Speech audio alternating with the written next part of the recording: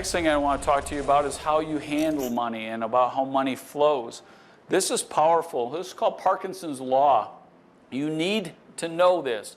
It is working whether you understand it or not. It's a law. It's always in play whether you're aware of it or not. It's like gravity.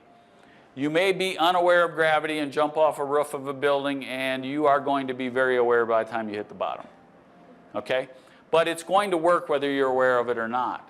Gravity always functions. Parkinson's law always functions.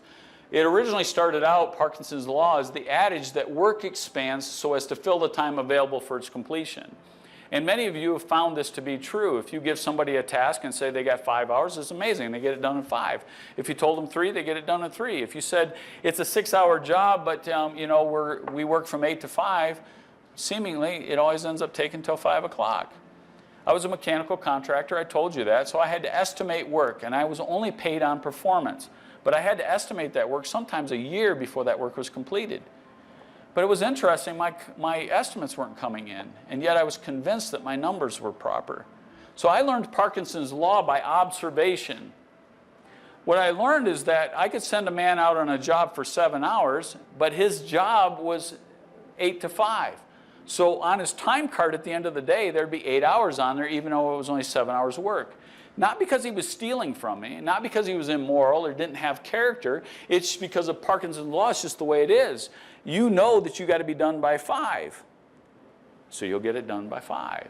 Some of you do the same thing on the other side, is you will create artificial stress by waiting till the last minute to accomplish something and get it done. Oh, Christina's smiling over there. She's good at this.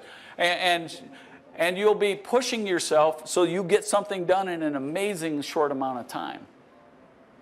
I bet JJ's done this with homework once or twice, right? Yeah, okay.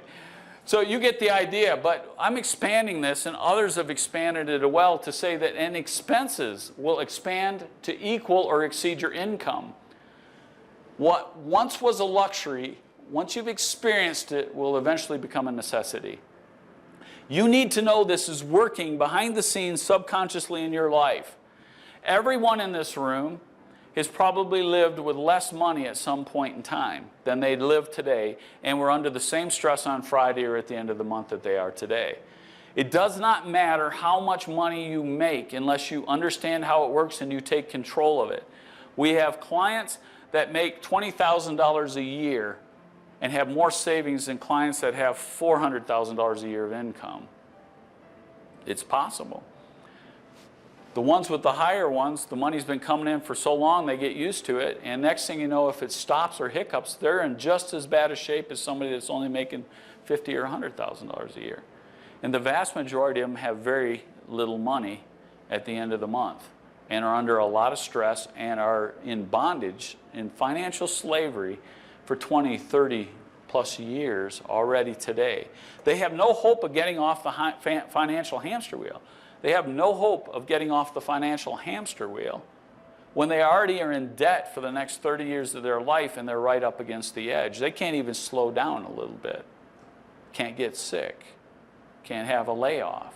Can't have an economic downturn, or at all the house of cards collapses.